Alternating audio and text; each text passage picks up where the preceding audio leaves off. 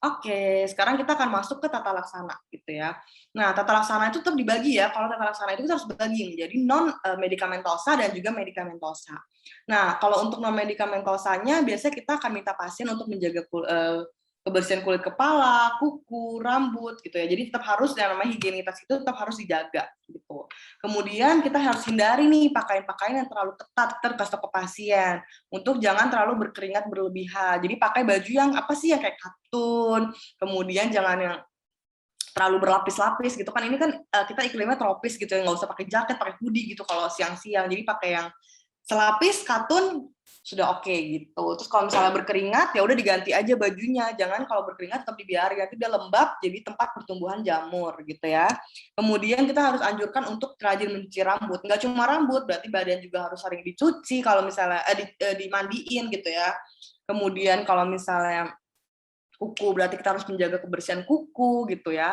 Nah, dari tadi kan kita udah tahu nih kalau misalnya dia itu penyebarannya bisa dari manusia atau dari hewan. Jadi kita harus edukasi pasiennya untuk tidak menggunakan barang-barang umum, barang-barang kayak sisir, topi, alat mandi bergantian dengan orang lain. Jadi kalau bisa ya tetap untuk pasti untuk pribadi aja, jangan dipakai untuk bersamaan karena ini gampang menular gitu.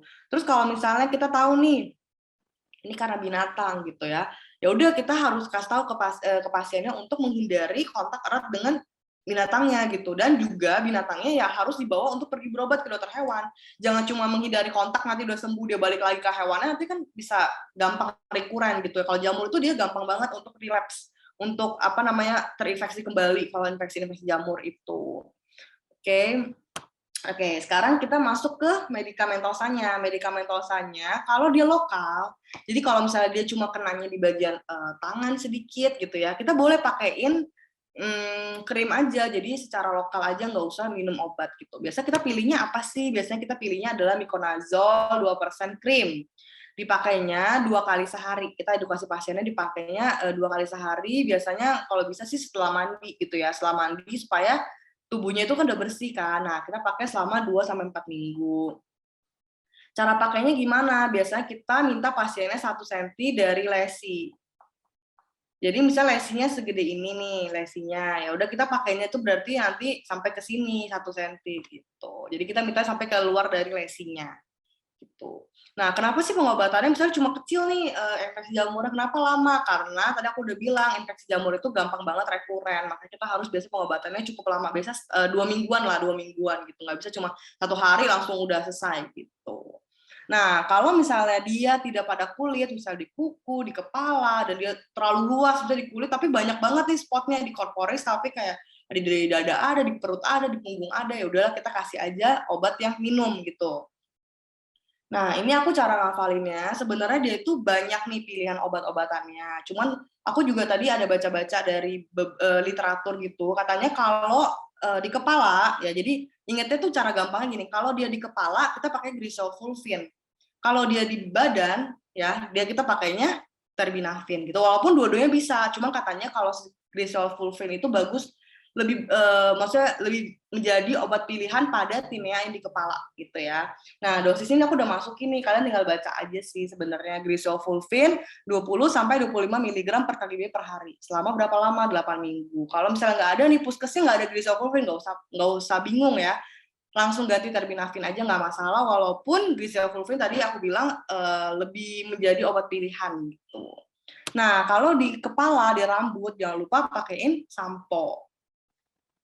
Nah, sampo pilihannya itu boleh nih antara adanya apa nih di sana, ketoconazole boleh 2%. Jadi kita pakai 2 kali sehari selama 3 kali seminggu. Jadi kalau dipakai nih, kita kasih pasien untuk pakai 2 kali sehari. 1 minggu pakai 3 kali. Kemudian kalau udah digosok-gosok, didiamin dulu 10 menit. Jadi jangan langsung dibilas gitu. Untuk si samponya, biasanya kita pakai selama kayak 2-4 minggu. Kurang lebih sama sih, 2-4 minggu gitu ya. Terus kalau misalnya nggak ada ketoconazole, ya udah pakai ini, boleh pakai ketoconazole atau selenium sulfite.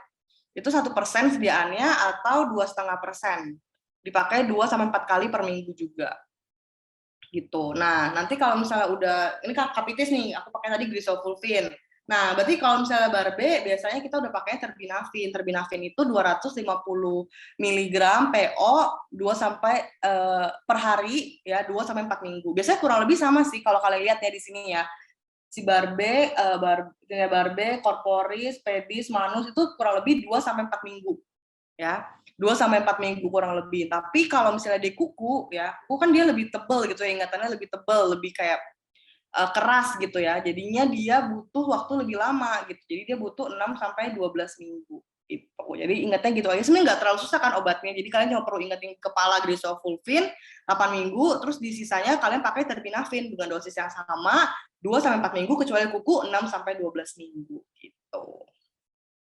Oke, terus kalau misalnya, tapi kalau kadang-kadang ya, kalau si tinea ungueum atau si onychomycosis, ya dia tuh kalau misalnya di ini apa namanya di guideline ya, kadang-kadang tuh dia juga pakai dosis denyut nih, kalian pasti sering dengar nih pulse dose kalau kalian baca, atau dosis denyut gitu. Gimana sih caranya? Biasanya dikasihnya itraconazole. Itraconazolnya berapa? Biasanya 400 mg per hari selama 1 minggu, terus diberikannya itu 2 sampai 3 bulan. Nah, caranya gimana dosis denyutnya? Aku kasih tahu caranya. Jadi biasanya kita kasih itraconazole. Itraconazolnya itu diberikan 1 minggu setiap hari. 400 mg setiap hari, kemudian stop. Ya, stop, nggak diberikan lagi sampai bulan depannya lagi baru diberikan gitu. Tapi diberikannya 1 minggu lagi. Habis itu stop lagi, habis itu diberikan 1 minggu lagi. Jadi kurang lebih 2 sampai 3 kali aja. Kayak gitu. Itu namanya dosis denyut. Jadi berikan, hilang gitu. Tergantung kita butuhnya untuk berapa bulan. Kalau ini 2 bulan berarti kita cukup kayak kasih 2 set aja. Jadi pertama 1 minggu, stop, hilang 3 minggu, terus masuk lagi di minggu keempat gitu. Nah, ini aku udah masukin nih obat-obatan yang bisa kalian pilih, kalian tinggal baca aja. Sebenarnya ini cuma, ya kalau misalnya anak kasihnya apa, kalau adults kasihnya kalau nggak ada grisofulvin bisa kasih apa, tapi kurang lebih sama sih kayak tadi aku jelasin seperti itu. Nanti kalian tinggal baca-baca sendiri aja tentang si tabel yang ini, nanti bakal di-share juga di grup WA kalian. Tabel ini. Oke, bentar. Oke, nah ini itu adalah si yang kita perlu perhatikan dalam pemberian obat. Sebenarnya ini cuma yang perlu kalian lihat kontraindikasi. Misalnya nih, ini kalian bisa baca-baca aja. Cuman kalau misalnya dia hamil, berarti kalian tidak boleh berikan dia grisofulvin gitu ya. Grisofulvin itu nggak boleh diberikan pada kehamilan. Jadi kalau kehamilan kita kasihnya apa? Biasanya terbinafin aja gitu. Atau misalnya kalau mentok-mentok nggak ada ya udah itraconazole gitu. Jadi kita baca-baca kayak gini-gini aja sih, paling kalau yang kehamilan kita kasihnya nggak boleh kasihnya apa gitu. Oke.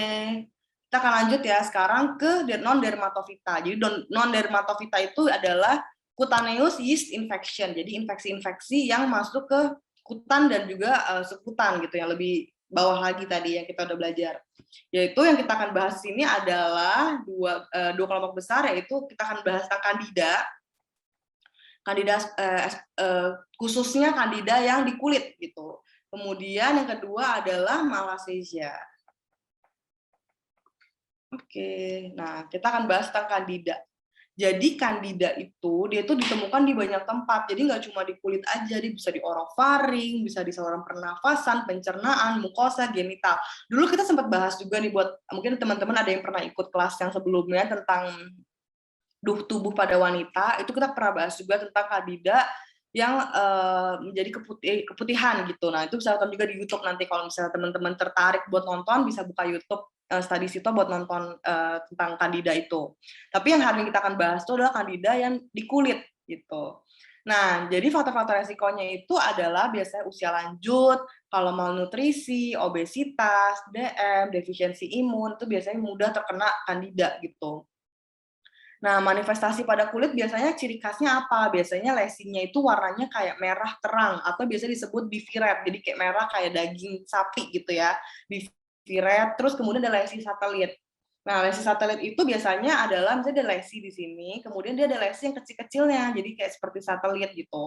Itu adalah lesi satelit. Kemudian adalah madidans. Madidans itu adalah lesi yang sifatnya kelihatan basah gitu. Jadi kayak lesi si Candida ini selalu tampak basah. Nah, di samping ini aku ambil gambar yang cukup sering nih. Ini namanya adalah diaper candidiasis. Nah, ini sering banget nih terjadi pada anak-anak bayi yang biasa pakai popok gitu ya, anak-anak bayi atau yang udah lebih usia beberapa tahun gitu ya.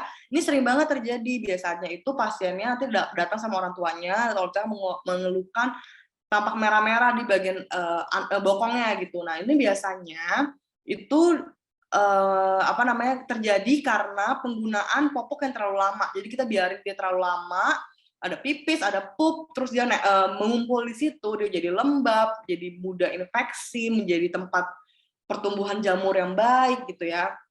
Nah, makanya jadi sering menjadi diaper candidiasis. Biasanya ciri khasnya apa?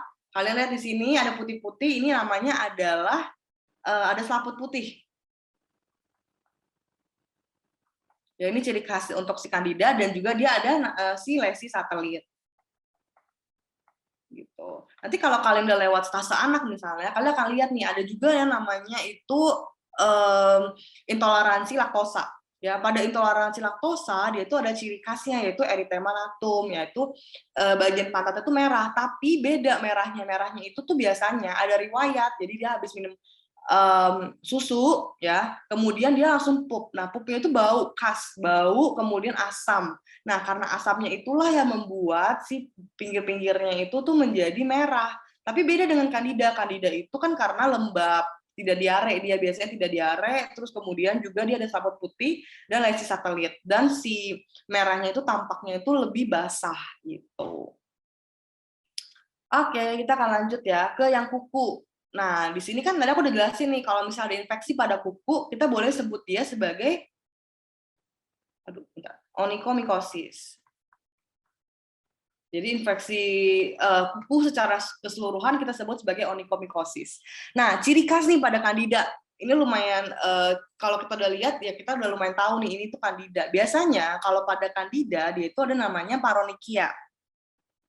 Apa sih paronychia itu? Paronychia itu ini nih. Jadi dia itu di pinggir dari kukunya itu dia ada merah-merah gitu. Nah, itu biasanya kalau misalnya kita udah lihat ada paronychia, kita bisa berpikir ini tuh ke arah Candida. Jadi ke arah infeksi onychomycosis akibat Candida gitu. Terus kemudian dia juga lebih sering pada kuku tangan dibanding kuku kaki dan dia juga nyeri dengan tekanan dan gerakan. Ini tuh lumayan membedakan dia dengan Tinea ungueum.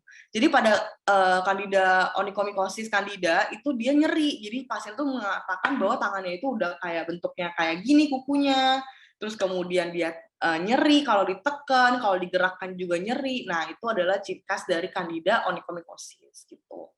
Nah, biasanya juga kalian boleh tanyakan nih ke pasiennya, dia itu ada riwayat nggak untuk pekerjaan-pekerjaan yang sering kena air, jadi bikin tangan itu lembab. Seringkali ketemu pasien dulu di puskesmas, tangannya itu kayak gitu, dia tuh dari riwayat, biasa nyuci baju lah, kalau nggak cuci piring gitu ya, jadi tangannya itu cenderung selalu basah, terus jadinya lembab gitu ya, jadi gampang untuk pertumbuhan jamur, dan gambarnya itu mirip-mirip kayak gini.